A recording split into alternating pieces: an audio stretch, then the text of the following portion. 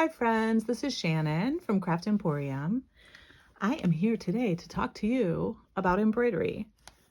So I created this little sampler and booklet that cover 5 of the foundational stitches of embroidery. And I wanted to give a little overview of how to get started on embroidery, and then I'm going to create different videos that will go over the different stitches in more detail. So first things first, what do you need to start embroidery? You don't need much, honestly. You can load up on tools like with any craft, and you can also start really simple. All you need is a piece of fabric, a needle, and some sort of thread, and then a design that's in your head or that you draw out or that you purchase like a sampler. There is not much else you need to just have an enjoyable experience. Things that help make it a little better. A hoop. There are very inexpensive wooden hoops available. Scissors. You do need scissors. So I guess I will move those up to the necessary pile. A needle threader. If you're arthritic like me, some sort of a thimble. And to kind of elevate what you're doing, something like a needle minder, which will hold your needle when you are at rest instead of sticking the needle in your fabric to hold it. Some sort of a little tin box or bag to keep all of your tools. Thread and floss that's specifically made for embroidery, because you can use sewing thread. You can double it or triple it or quadruple it. But you can also get 6-strand embroidery floss or pearl cotton. And I don't know, a cute bag. Other than that, I think you're pretty good. There are a couple things that I like to have with mine. This is a little neat, like a little thread catcher, and all it is a piece of cardboard that I've sewn some quilt batting onto. And I've cut it down so it fits inside my little embroidery tin. And what it does is when I cut off little pieces of thread, I can stick them on here, and then they're not all over my living room or my friend's living room or whatever. So that's about it. Now I'm going to tell you kind of my best practices so you can see what I do to have a more enjoyable embroidery experience. The first thing I do is I use a piece of backing fabric. And I got this tip from Rebecca from Drop Cloth Samplers, who makes gorgeous samplers and is a wonderful person and teacher. And so if you like to do embroidery or you get hooked on it after this, definitely check out what she has to offer. We sell her stuff at Craft Emporium, and she teaches classes there sometimes too. And she's so much fun, and I love what she does. And so if you use backing fabric, generally you would use just quilting cotton or linen or cotton linen blend. You don't want anything that's too brightly printed or that's going to show through to your sampler. But I do use printed backing sometimes, and sometimes I turn it around so that the printing is on the back of my piece and not on the front.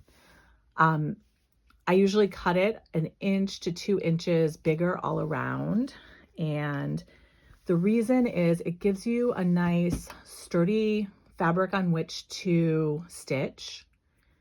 It gives you more space to be able to move your hoop around. So if you had a sampler or a piece that went closer to the edge of your work and you wanted to put a hoop over it up here, if you don't have the extra fabric, you're not going to be able to do that. But this allows you to kind of get a little more stitching space. And then it also allows you to be as messy as you want in the back and not to be able to see any like traveling along the back when you're trying to use the same color in 2 different places on your sampler. You don't have as big a possibility of not showing or popping through. It really is I think it's a great technique, and I've done it with every sampler I've done since I learned that from her. So you cut your fabric. You don't have to iron, because when it's in the hoop, it's going to make everything taut, and it doesn't matter if you have little wrinkles. So to get started, we grab our hoop This is an old embroidery hoop that I've had forever. And it started just getting kind of tired and I wasn't able to get a good tension. And so I wrapped some old bias binding around the whole thing. And I just used washi tape to secure it. And it's held up for years now. The thing that I would recommend if you do need a little more tension and you want to wrap fabric around your inner hoop is to make sure you don't make it too thick, because you can easily make it too thick and then you can't get your sampler on top of it. In order to get your sampler onto your hoop, you take your hoop apart and you can put your sampler down, or I'm sorry, you can put your inner hoop down on a flat surface. And then lay your sampler and your backing fabric on top of it, and you center where you want to be stitching. Then you take your outer hoop and slide it over top, making sure to get a nice taut top, and then screw your screw tight. Some hoops will have a place where you could use a screwdriver to tighten this. I haven't found that to be necessary unless I'm doing something like punch needle embroidery where you want something really, really taut. But just for regular embroidery, finger tightening has worked for me. First thing I do then is I pick which needle minder I'm going to use, and I put it on my piece.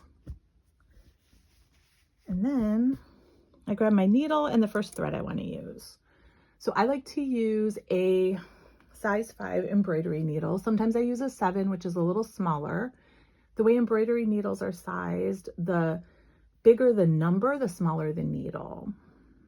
Needle sizing conventions are all over the place, but for embroidery specific needles, that is how they are sized. And then I'm going to use some DMC 6-strand embroidery floss. Another good thing to use is pearl cotton.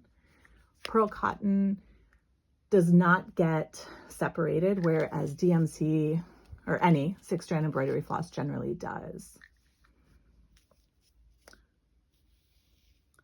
I'm going to use a small piece because I'm just doing some demo today, but generally I cut between 18 and 24 inches whenever I am cutting a piece to embroider.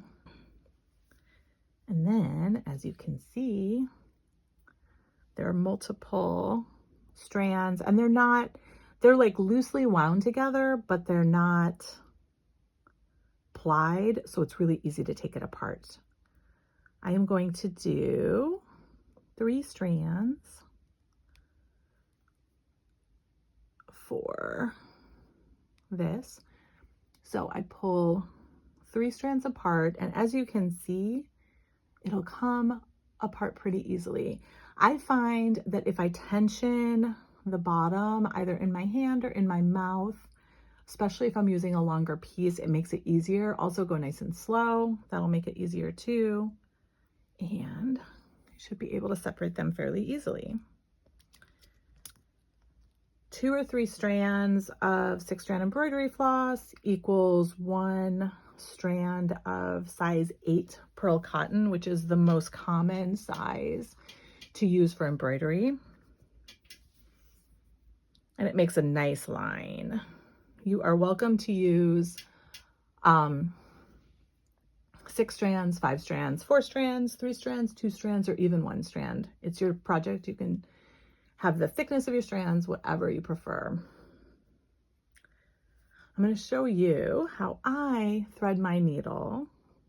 So what I do is I fold the thread over my needle with the tip facing out and the eye back toward my hand. And then I use my left hand or my non-dominant hand to pinch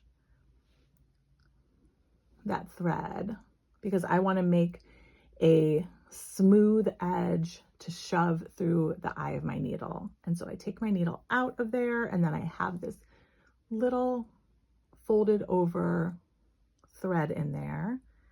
And I find, especially using a 5, it's pretty easy just to push it through, and then my needle is threaded. My favorite knot is a quilter's knot, and there are 2 ways to do it. My go-to way is to take the long tail of my thread and hold it up against my needle with my dominant hand, pinch it between 2 fingers, and then take the thread that's closest to it in your little loop. This is where, up here is where it goes through the eye of the needle, and so this is closest to the long tail. And I wrap it around the needle 3 times. Then I pull it under my fingers, so I'm pinching it against my needle. Then I'm going to use my non-dominant hand to tug my needle, and you might need to loosen up your grip a little bit to get it over the eye. And then I slowly tug all the way down, and the needle's created. It's like magic. So it's called a quilter's knot. There's another way to do it that a lot of people know, and that is basically you just kind of roll the thread over itself and it creates a knot. So you take your thread and you wrap it around your finger so it crosses, the tail and the rest of the thread crosses, and then you just roll your finger off and then pull your tail through. I got a little one, but I'm gonna do it again. This one is not the one that I usually do. So it's not super working for me right now, of course, but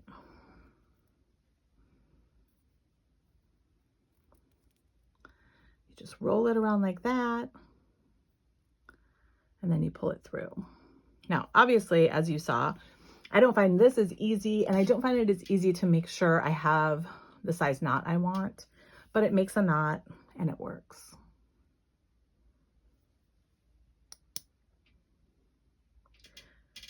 I think that's all I wanted to cover for this video, just to kind of get you started. So the next video will go over how I do the running stitch, and they're all going to be in the same playlist, so it should be fairly easy to go from one to the other. Thanks so much.